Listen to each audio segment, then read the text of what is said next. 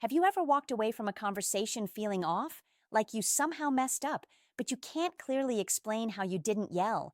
You didn't cross a line. Yet somehow you're the one apologizing, replaying every word, wondering what you did wrong. Here's the uncomfortable truth most men never hear. The control didn't come from your actions, it came from language. The most dangerous form of control doesn't look aggressive. It doesn't raise its voice. It shows up as calm, reasonable phrases spoken at exactly the right moment. Phrases that make you doubt yourself, question your boundaries, and slowly give up ground without realizing it. And if you don't recognize those phrases, something serious happens. You don't resist. You don't push back. You hand over control willingly. In this video, I'm breaking down 10 specific phrases that sound normal but quietly put you under control. Now, let's start with the first phrase you need to recognize. Number 1, if you really loved me, you would. This is where control usually begins. Not with anger, not with pressure, but with a sentence that sounds emotional, even romantic. If you really loved me, you would. At first, it feels harmless. Maybe it's about a small favor, a minor compromise, something you tell yourself isn't worth arguing over. And because you care, you comply. You don't want to seem selfish. You don't want to risk tension. So, you prove your love. That's the moment the frame quietly shifts because love just stopped being a shared experience and became a test. Psychologically, this phrase exploits one of the strongest drivers in men, the fear of loss. When a man feels his relationship is at risk, his instinct isn't to evaluate fairness. It's to stabilize, to fix, to demonstrate value. So he moves from choice into justification, from desire into obligation. And once that pattern is set, the demands don't stay small. What started as, if you really loved me, you'd come over tonight, slowly evolves into expectations about how you spend your time, who you prioritize, what you tolerate. The standard keeps moving, but the test never ends. You're always one action away from failing it. Here's the part most men miss. This phrase isn't about what she wants, it's about who holds power. When love is conditional, the person setting the condition controls the relationship, not because they're louder, but because they've made your fear do the work for them. Read this carefully. The moment love becomes something you have to prove, power has already shifted. Number 2, you're overreacting. This phrase doesn't attack your actions. It attacks your perception. When a woman says you're overreacting, she's not disagreeing with you. She's reframing the entire situation. So, the problem isn't what happened, it's how you feel about it. And that distinction matters more than most men realize. A healthy disagreement sounds like I don't see it that way or that wasn't my intention, but your overreacting does something else entirely. It dismisses your emotional response as invalid before the conversation even begins. Psychologically, this is gaslighting in its most efficient form, because once your emotions are framed as excessive, irrational, or exaggerated, you stop defending your point and start defending your sanity. You begin replaying the situation in your head, wondering if you really are making a big deal out of nothing. So, you soften your tone. You backtrack. You minimize what bothered you. Over time, this creates a dangerous habit. You stop bringing things up. You start filtering your reactions. You second-guess your instincts before you even speak. And that's the goal. Control doesn't require constant arguments. It only requires you to doubt yourself long enough for silence to replace honesty. The relationship stays peaceful, but only because one side has learned that their feelings come with a cost. Here's the line you need to remember. Control doesn't start by telling you you're wrong. It starts by telling you you feel wrong. If you've ever walked away from a conversation thinking, maybe I shouldn't have said anything, this phrase was doing more damage than you realized. Number 3, I'm sorry you feel that way. This phrase sounds like accountability, but it isn't. That's why so many men let it slide. I'm sorry you feel that way feels calm, mature, reasonable. On the surface, it looks like an apology. But if you slow it down, you'll notice something important is missing. Responsibility. She isn't apologizing for what she did. She's apologizing for how you reacted. The focus quietly shifts away from her behavior and lands squarely on your emotions as if your feelings are the actual problem that needs managing. Psychologically, this is emotional evasion. It allows her to exit the conversation without changing anything. No acknowledgement, no correction, no repair, just a polite full stop that signals this discussion is over. And most men accept it because they're conditioned to value peace over clarity. You tell yourself, at least she said sorry. So you drop it. You move on. You convince yourself it's not worth pushing further. But something subtle happens after that moment. The issue doesn't resolve. It gets buried, and buried issues don't disappear. They resurface later as resentment, confusion, or emotional distance you can't quite explain. Here's the pattern. You raise a concern. She responds with this phrase. The conversation shuts down and the same behavior repeats. Over time, you learn that bringing things up doesn't lead to understanding. It leads to dismissal. So eventually, you stop trying. Not because you don't care, but because you're tired of hitting a wall that sounds polite. Read this carefully. That's not an apology. That's emotional evasion. When someone refuses to own their impact, but expects you to regulate your response, control is already taking shape quietly, calmly, and consistently. Number 4, why do you always do this to me? This sentence is a pivot. It takes a specific situation and turns it into a character accusation. Notice what just happened. You didn't discuss what she did. You didn't stay on the original issue. Suddenly, the focus shifts to you as the recurring problem. You always do this. Psychologically, this is victim reversal. Instead of addressing a behavior, the conversation jumps straight to identity. You're no longer talking about what happened. You're defending who you are. And that's why so many men immediately back down, because once the frame becomes personal, the instinct isn't to clarify, it's to repair. You don't want to be that guy, the one who's always hurting her. So you explain, you justify, you soften your stance, and before you realize it, you're apologizing for something you were trying to understand in the first place. This phrase works because it activates guilt and responsibility at the same time. Guilt says, I caused this. Responsibility says, I need to fix it. And the original issue disappears completely. Here's how you know this pattern is taking hold. It keeps happening. Different situations, same sentence, same outcome. Every conversation ends with you explaining your intentions instead of being heard. The details change, but the roles never do. Read this slowly. If you're always explaining instead of being heard, you're not in a conversation. You're in a defensive position designed to keep you there. And once you accept that role, control no longer needs force. It only needs repetition. Number 5, you always let me down. This phrase doesn't criticize what you did. It rewrites who you are. Words like always and never are psychological weapons because they erase context. One mistake becomes a pattern. One disappointment becomes your identity. And once that happens, the conversation stops being about reality and turns into a judgment of your value. For many men, this is where things start to collapse internally, because men are wired to measure themselves through competence and reliability. Being the one who lets her down doesn't just hurt the relationship, it hits self-worth. So instead of questioning the fairness of the statement, you focus on fixing yourself. You try harder. You give more. You stay later. You compromise again. And for a moment, it works. She softens. Things feel calm. You get a brief sense of relief until the standard quietly resets. Soon, another expectation appears. Another moment where you fall short.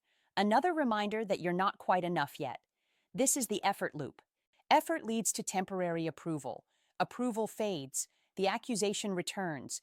And because the accusation is vague and absolute, there's no finish line. You can't win a game where the rules change every time you improve.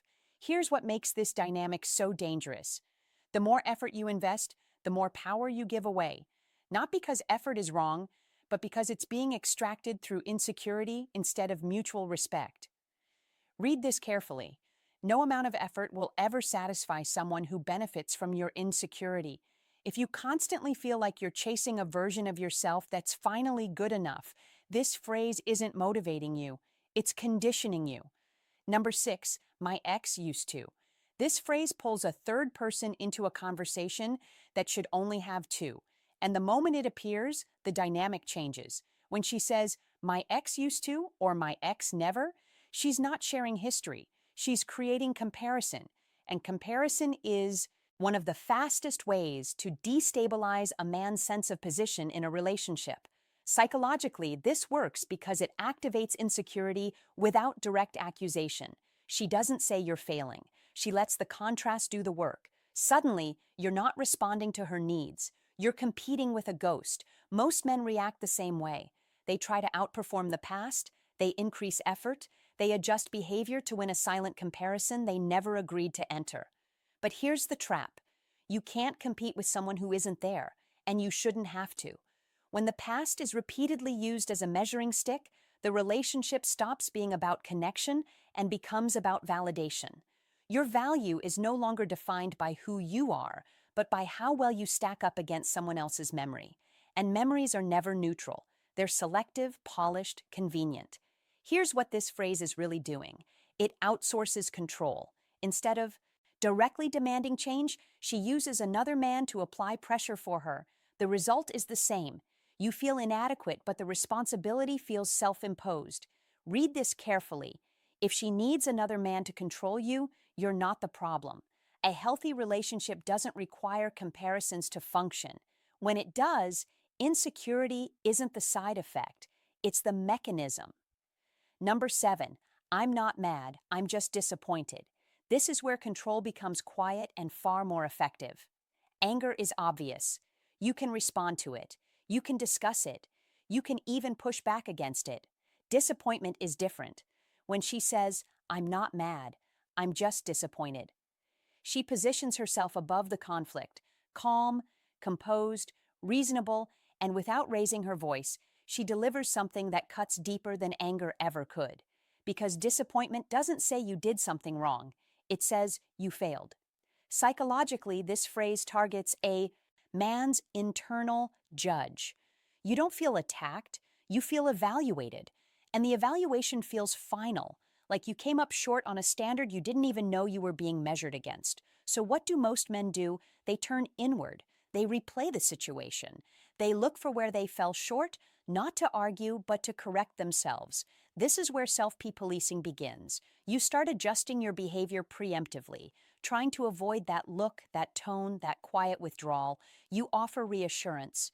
You make amends that were never asked for. You work to restore approval that was never clearly defined. And notice what never happens. There's no real conversation, no mutual understanding, no resolution, just a lingering sense that you owe something and don't quite know what. That's why this phrase is so powerful. It doesn't demand obedience, it manufactures it. You comply not because you were told to, but because you want to escape the feeling of having disappointed someone whose approval now feels essential. Read this carefully.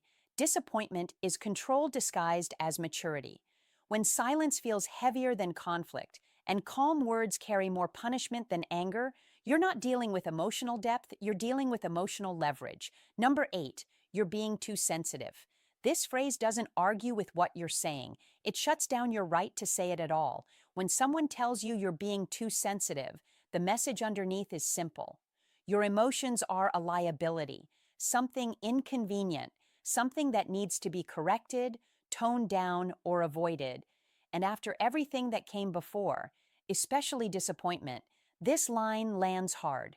Because now the cost of speaking up isn't conflict, it's humiliation. Psychologically, this phrase teaches men to associate honesty with weakness. If you express discomfort, you're framed as dramatic. If you push back, you're labeled fragile. So you start doing the math in your head before every conversation. Is this worth bringing up? Will this turn into another lecture about how I feel too much? Should I just let it go? And slowly, you choose silence. Not because the issue went away, but because expressing it feels unsafe. This is how emotional muting happens. You don't stop feeling. You just stop sharing. You internalize frustration, irritation, resentment, while presenting a calm exterior that keeps the peace. But peace built on suppression isn't peace. It's control through avoidance. Notice the progression. First, your feelings were questioned. Then they were dismissed. Now they're used against you. And once your emotions are framed as the problem, any attempt at connection becomes a risk. You're no longer communicating to be understood. You're speaking carefully to avoid consequences. Read this slowly. When your feelings become a liability, control has already won. Because a relationship where only one person is allowed, emotional range isn't balanced, it's managed. Number 9, I do everything for you. This phrase isn't meant to be accurate, it's meant to be heavy. I do everything for you reframes the relationship as a debt ledger. It turns shared effort into sacrifice and sacrifice into leverage. Suddenly, the dynamic is no longer about two people contributing in different ways. It's about what you owe. Psychologically, this hits men who carry responsibility hard, because most men don't want to feel like takers. They don't want to be seen as ungrateful, selfish, or blind to effort. So when this phrase appears, the instinct isn't to question it. It's to compensate, to give more, to prove appreciation through action. Even if the statement isn't true, even if the effort is mutual, even if you've been carrying your own weight quietly the entire time, the exaggeration doesn't matter, because guilt doesn't operate on facts. It operates on obligation. And once obligation enters the relationship, freedom exits. You start saying yes when you want to say no. You suppress frustration because she's done so much. You hesitate to set boundaries because it feels unfair to someone who's given everything. That's how emotional debt works. It convinces you that your needs are secondary until the balance is repaid. Except the balance is never settled because the goal isn't equality, it's compliance. Read this carefully. Guilt is the cheapest currency of control. It costs nothing to deploy, but it buys silence, sacrifice, and submission over time. And the longer you carry guilt that isn't yours, the harder it becomes to remember what the relationship felt like before everything had a price attached. Number 10, you should have known better. This is the closing move. After your emotions have been questioned, after your intentions have been reframed, after guilt, disappointment, and obligation have done their work, this phrase goes after the last thing you still rely on, your judgment. You should have known better. Doesn't argue facts. It doesn't even debate behavior. It delivers a verdict on your competence. It implies that the mistake wasn't situational. It was a failure of awareness, of intelligence, of discernment. Psychologically, this is devastating because once you accept that frame, you stop trusting yourself. You second-guess decisions before you make them. You hesitate. You look outward for approval instead of inward for clarity. And that hesitation creates dependence. Now connect the pattern. First, love was made conditional. Then your emotions were invalidated. Then guilt and disappointment kept you compliant. This phrase seals it all together by telling you the problem was never the dynamic. It was you for not seeing it sooner. And that's how control becomes self-sustaining. No pressure is needed anymore. No manipulation is required. You police yourself. Read this carefully. Control is complete when you no longer trust yourself. At that point, the relationship doesn't need to restrict you. You do it voluntarily because uncertainty has replaced confidence and approval feels safer than judgment. That's the system these phrases create when they're used together. Quiet, familiar, and incredibly effective. If you step back and look at these phrases together, a pattern becomes impossible to ignore. None of them are random. None of them exist in isolation. They work because they repeat, because they layer, because each one chips away at something specific. Your confidence, your emotional authority, your trust in yourself, until control no longer feels forced. It feels normal. And here's the truth. Most men never hear. Being controlled doesn't mean you're weak. It means you cared. It means you took responsibility seriously. It means you tried to be fair, patient, and understanding, often at your own expense. That's why these phrases work so well. They target men who don't want conflict, men who want things to work, men who assume good faith longer than they should. But awareness changes everything. The moment you can recognize the pattern, you stop personalizing it. You stop arguing with yourself. You stop mistaking manipulation for emotional depth. And most importantly, you start setting boundaries, not aggressively, not emotionally, but calmly from a place of clarity. because control only survives where confusion lives. Once you trust your own judgment again, the system collapses. These phrases lose their power, and the relationship either recalibrates or reveals itself for what it is. If this video put words to something you felt but couldn't explain, make sure you subscribe. This channel is about understanding the psychology beneath modern relationships without excuses and without blame. Hit like if at least one of these phrases sounded uncomfortably familiar, and share this with someone who needs clarity, not noise. In the comments, tell me which phrase you've heard the most.